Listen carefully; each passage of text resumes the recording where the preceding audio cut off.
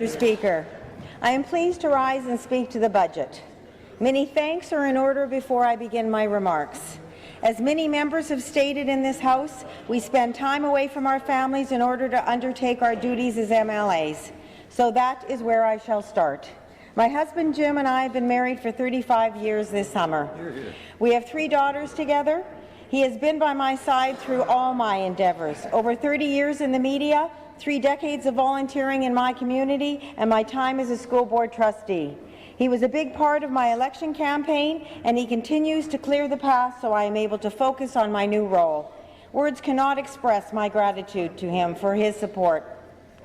Amy, our oldest daughter, is married to Carl and is the mother of Gianna, Isabella, and Lucas, 3 of our grandchildren.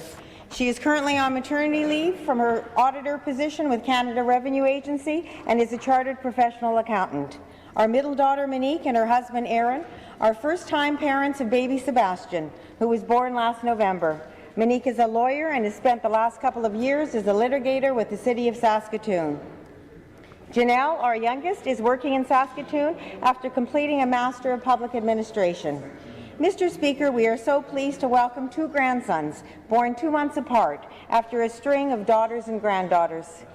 I would not be standing here today if it were not for the voters of Saskatoon Churchill-Wildwood. As I stated in a recent constituency newsletter, my goal is to represent and serve my constituents to the best of my ability, and it is a great honour to bring their voice to the legislature. I would like to recognize the efforts of my constituency assistant, James Hawkes. There is a steep learning curve to the position, and he is juggling the varied duties well. I would also like to thank my constituency association, all new volunteers but one. They support my work as an MLA. Now, to the matter at hand, the budget. Mr. Speaker, do you remember the movie A League of Their Own? The movie is about 2 sisters who join the first female professional baseball league and deal with a growing rivalry. It's one of my favorites. Jimmy, the ball coach, is played by Tom Hanks, and Gina Davis plays the team's talented back-catcher, Dottie. There's a scene between Jimmy and Dottie when Dottie quits the team right before the World Series. When Jimmy presses her for the reason why, she says, "It just got too hard." He responds with, quote, "If it wasn't hard, everyone would do it," end quote. That's how I feel about our budget, Mr. Speaker. Saskatchewan is facing a challenge right now, but we are not the only province in the country in this position. Far from it. The Fraser Institute wrote an article on Budget Day comparing Saskatchewan to our neighbouring province to the west. The Institute looked at the 2 vastly different fiscal paths of our 2 provinces, and I quote, "Both Alberta and Saskatchewan are energy-rich jurisdictions that have fallen on hard times in recent years when commodity prices fell. And yet in their recent budgets, the 2 governments took very different approaches to dealing with the challenges they now face. One particularly important difference is that while Premier Notley's government in Alberta has continued down the path of significant spending growth, Saskatchewan's budget signals that their government is taking the need for spending restraint much more seriously. Saskatchewan's budget lays out a generally realistic quick path to balance, and future generations in Saskatchewan will benefit from the reduced debt accumulation that will result. The budget released this week shows that Saskatchewan's government understands that persistent deficits and ever-growing debt are problems that require a disciplined response on the spending side of the ledger." End quote. The National Post stated, and I quote, "If anyone doubted that Saskatchewan and neighbouring Alberta have become 2 different countries, Wednesday should have put an end to it." While Alberta's new Democratic Party has firmly committed itself to heavy borrowing and a ballooning debt, Wall and Doherty have wedded themselves just as firmly to austerity." End quote. Hear, hear. So, Mr. Speaker, we see that other governments are continuing to run deficits indefinitely. Other governments have decided not to make the tough choices. But not us, not here in Saskatchewan. We will not postpone the day of reckoning and visit this challenge upon the heads of our children. As the Finance Minister has outlined, we will face our responsibility squarely and meet the challenge by taking a number of significant measures, some difficult yet necessary measures, to get back to balance in 3 years.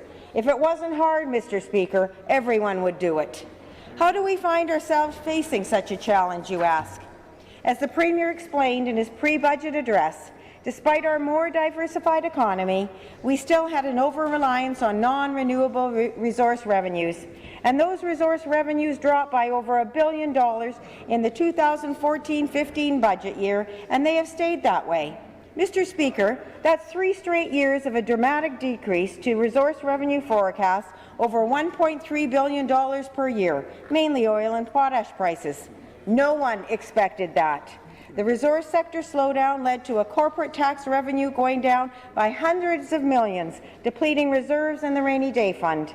But as a government, we will face the facts and take responsibility for our role in the matter. And as a government, we will responsibly move forward by rebalancing our spending and our revenues to deal with this new reality. These tough choices mean controlling and reducing government spending. These tough choices mean restructuring the tax base to reduce our reliance on resource revenues. These tough choices mean there's a shift away from the reliance on the volatility of resource revenue and a shift towards consumption taxes. I have heard economist after economist talk about this being the best model moving forward. That is how we will face our responsibility as government. However, the NDP disagrees with this choice, but presents no alternative. How are we going to do this, Mr. Speaker? Let's start with controlling and reducing government spending. We started with ourselves, Mr. Speaker. As of April 1st, the Premier, Cabinet Ministers and all MLAs will be taking a 3.5% pay cut. We will take the lead and model what we are asking of others, our government employees, both in scope and out of scope.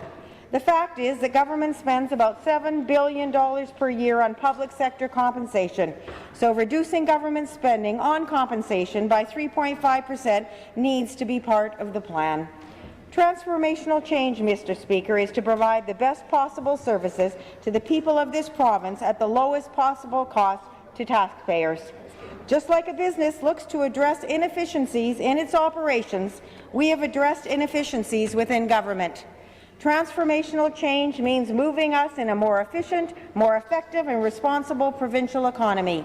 If it wasn't hard, Mr. Speaker, everyone would do it. One of these transformational changes has been the consolidation of 12 regional health authorities into one. With a health budget of $5.6 billion, it is anticipated that there will be between $10 and $20 million in savings through reduced administration and increased efficiency starting next year. This health budget has increased 53% since 2007, and this government is committed to improving frontline health care. Long-term care homes will see fees increase for some residents based on income, but approximately 50% of the residents will see no change and will continue to pay the minimum monthly fee. That is reassuring for the good work that is done at Stensrud Lodge, a long-term care facility in my constituency. Although some services previously provided by the government will be phased out, such as the hearing aid plan, one needs to remember that coverage for low-income residents will continue to be provided by government. Even with these tough decisions being made, this province will still remain stronger than it was under previous NDP governments. A difficult decision was made to end the subsidy and wind down STC, the only publicly owned provincial bus company in the country.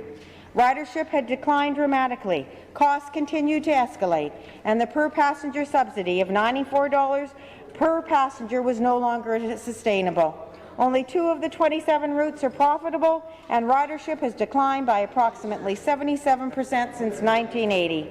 Despite concerted efforts of this government to reverse the trend, the results continue to look bleak. Another transformational change initiative involves the winding down of executive air. Since 2007, when this government took office, use of executive air is down by 73%. My, what a difference from the days of the NDP. It is expected that the decision could save up to $1 million per year. Now we will look at measures in this budget to modernize and expand the tax base. The provincial sales tax is being raised by 1 point from 5% to 6%, and a number of PST exemptions are being eliminated to meet the current financial challenge we are facing. For example, PST will now be applied to children's clothing, restaurant meals and snacks foods. It will not be applied to diapers, Mr. Speaker.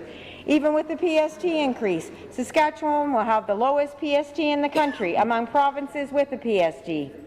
Good news for those in this province who buy used cars. The PST exemption for used cars will continue. However, the value of a trade-in will no longer be deductible in determining the PST on the purchase of a new vehicle. Municipal revenue sharing maintains the formula based on 1 point of the PST. This revenue sharing is more than a 103% increase since this government came to power 10 years ago. This budget adjusts the education property tax mill rates in order to fund 40% of the cost of K-12 education. In recent years, the education property tax has remained unchanged, while education costs have continued to increase. The share of education costs funded by the education property tax has been approximately 35% in recent years. This budget restores the 60-40 balance that this government committed to. Mr. Speaker, in November of 2016, our Education Minister appointed Dan Perrins to lead work on a kindergarten to grade 12 educational governance review. Following the release of the Perrins report, Minister Morgan appointed a 6-person advisory panel to lead consultations with the education sector and the public on the governance options presented in the Perrins report.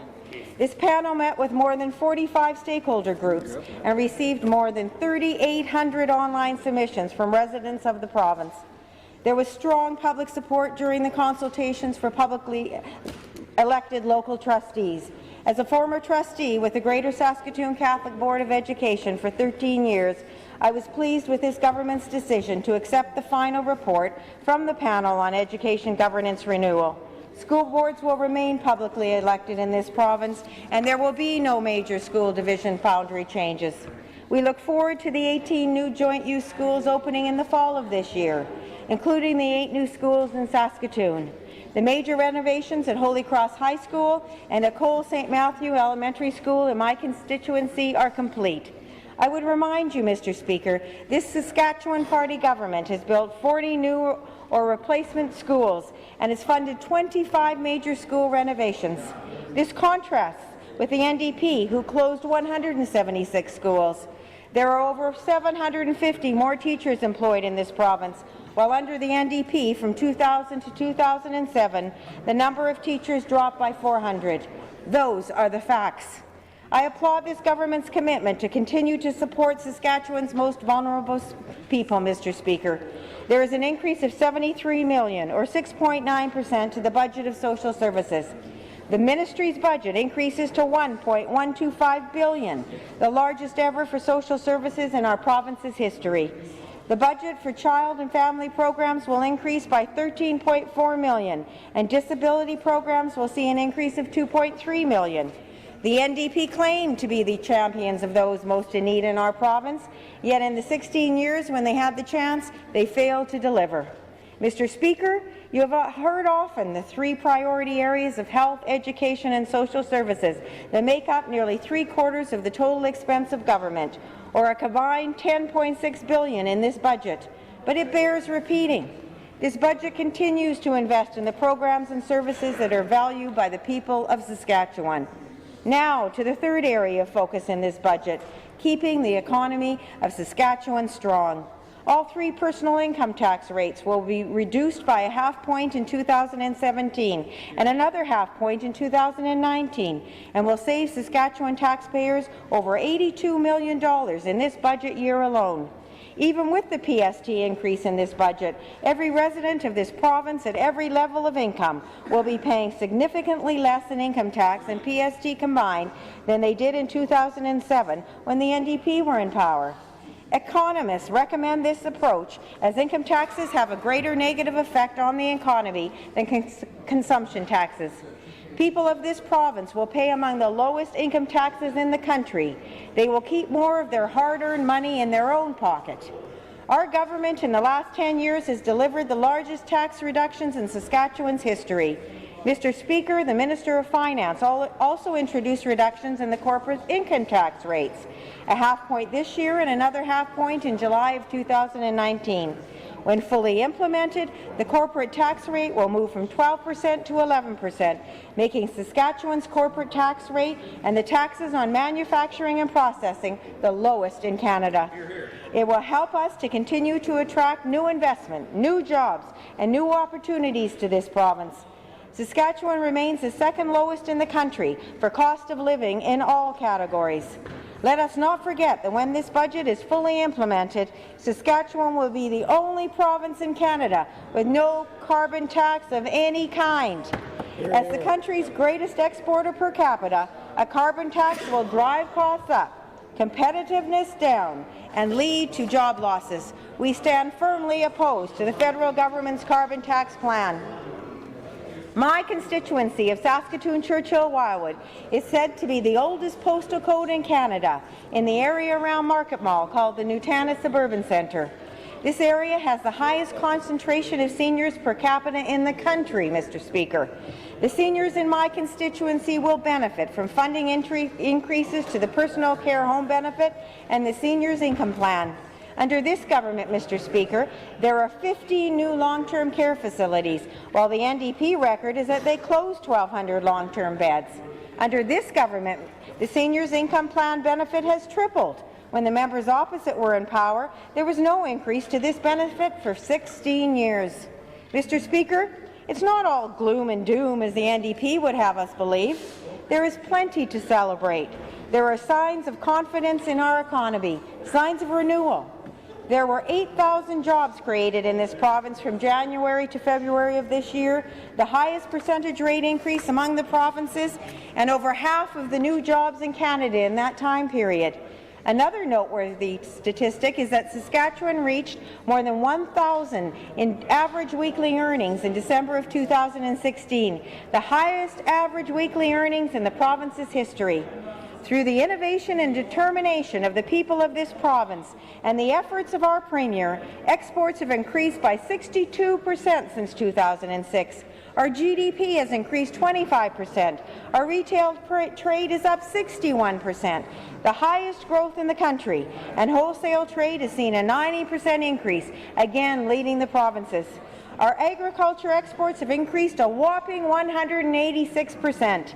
Canola exports alone grew a remarkable 524% since 2007, and Saskatchewan's manufacturing sales have increased by 44% since 2006, again the highest growth among the provinces.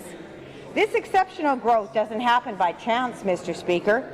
I remember a conversation I had last year with the Deputy Consul General for the People's Republic of China. He spoke about our Premier's visits to his country. Efforts by our Premier to sell our province internationally have paid dividends. It is a feather in our provincial cap that Saskatchewan is ranked as the most attractive place in the world out of 104 jurisdictions for mining companies to invest, and this province came in fourth in the world as the most attractive place for oil and gas companies to invest. It's nice to top popularity polls and surveys, Mr. Speaker, but even better is when a person or a family makes the pivotal decision to move and moves to Saskatchewan. I recently read in the Legislative Library's newsletter that in 1911, 6 years after entering Confederation, Saskatchewan's population had doubled to just under 500,000 people. This was more than Alberta, more than Manitoba. There were more homesteader applications from 1900 to 1910 than in the entire 1800s, and 60% of these entries ended up coming to Saskatchewan. We were the fastest growing province in Canada. I won't go on about what happened from those early days after we joined Confederation until recent times. We would be here for days. But when you are a perennial underdog, it doesn't give people a lot of reasons to move here. Despite our current revenue challenges, our province has now reached a new record, and we're back on track with population growth numbers like the 1920s. We're now flying the Have Province flag. As I mentioned in a recent 75-minute debate I participated in, every single city in the province saw their populations increase in the past 5 years, and towns and cities and villages also welcome new neighbours. When we welcome these new residents, thankfully they will have more doctors to choose from, as we have radically changed that picture under this government. I met one of those new doctors on Friday, as my family doctor of over 30 years has recently retired due to health challenges, and I needed to find a new one. During our initial visit, we talked about dermatologists. I was encouraged to hear that there are now 5 dermatologists practicing in Saskatoon, as this was a bleak picture for quite some time. How do we explain this unprecedented growth? unprecedented investment, unprecedented population numbers. Did all of this just happen because our beloved Saskatchewan Rough Riders are a Canadian favourite? Mr. Speaker, I think there's more to it than that, and I point to the policies of this government as the explanation. You know, Mr. Speaker, it's rather amusing how one changes their perspective depending on which side of the House they are sitting on. When the member from Saskatoon Centre was Minister of the Environment and the NDP cut 500 jobs in the 2004 provincial budget, a large number of those from that particular ministry, he stated, and I quote, "Now, Mr. Speaker, unfortunately, as a result of this need to reduce the expenditures, we also had to reduce staff, and this was not an easy decision to make. But in order to govern effectively, we had to have responsible finances and not to back down from these difficult choices." End quote. Now fast forward to the day following the budget, when that same member stated in this House, and I quote, "Mr. Speaker, I think this is hugely ironical. The mess that we find ourselves, this government has created, that they're expecting the cleaners, our cleaners, to clean it up. But this is the kind of mean, vindictive people that are running our government on that side, who refuse to take any responsibility for the state of affairs." End quote. This member went on to say, and I quote, "It almost looks like out of a Dickens book, doesn't it?" End quote. Perhaps the member was referring to the Dickens' The Tale of Two Cities and its famous opening line, "It was the best of times, it was the worst of times." The best of times speaks to the unprecedented growth of our province under this government. The worst of times speaks to the sustained drop in resource revenue that no one saw coming. So, when the NDP were running the show, it was called difficult choices. But when this government faces those same decisions, we are mean and vindictive people. I take exception to that, Mr. Speaker. The day after the budget, Mr. Speaker, the Leader of the Opposition asked our Premier, and I quote, why wasn't he straight with the Saskatchewan people?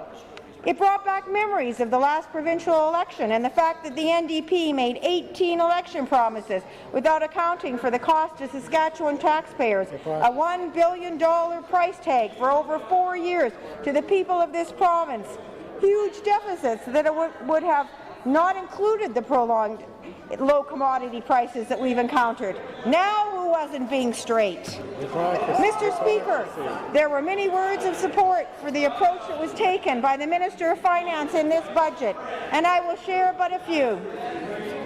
John Gormley wrote in the Star Phoenix on Friday, and I quote, "This budget, the Saskatchewan Party's 10th, chooses tough choices now rather than deferring. To share restraint across a broad spectrum as we all respond to a natural resources revenue crunch is not easy, but it's necessary." End quote. SARM President Ray Orb stated in a news release, and I quote, "Despite a significant decline in revenue, the Government of Saskatchewan has kept its promise to dedicate 1 point of the PSG to municipal revenue sharing. We applaud the Government for staying true to its commitment to municipalities." End quote. And the Association of Saskatchewan Realtors released a statement, and I quote, "ASR grades the new provincial budget as a net positive, saying it shows courage in taking difficult measures to tackle the deficit and imagination in shifting toward a tax system that favours growth. We recognizing that balancing the books will create gains in everyone's longer-term interest. We also recognize that taxes on transactions are more growth positive than taxes on assets or income." End quote. So there you have it, Mr. Speaker. This government is meeting the challenges head-on and facing the facts. From the reality of ongoing shortfalls of resource revenue and the resulting corporate tax revenue decline and the pressures of population growth on vital services. This budget faces our new reality of lower resource revenues head-on by controlling and reducing government spending, restructuring the tax base, and charts a course of ensuring that Saskatchewan's budget returns to balance by 2019. This budget prudently includes a $300 million contingency to protect us against revenue declines for things we can't predict, like floods and forest fires. We will keep our economy strong. we will improve our competitive edge to remain an economic leader in Canada. Mr. Speaker, we will commit to protecting our AAA credit rating. We will not add more debt and resulting higher interest payments that could impact the credit rating this government has worked so hard to achieve. There were tough choices to make in this budget, Mr. Speaker. Make no mistake about it. But when the going gets tough, the tough get going. We will work harder to meet that challenge. That is the Saskatchewan way. Mr. Speaker, there is more work to do, and as a government we know that. But I can think of no better government to shoulder that work than this Saskatchewan Party government. As I stated at the beginning of my remarks, Mr. Speaker, if it wasn't hard, everyone would do it. Mr. Speaker, I will be supporting the motion brought forward by our Finance Minister, and I do not support the amendment by the member from Saskatoon-Notana. Thank you.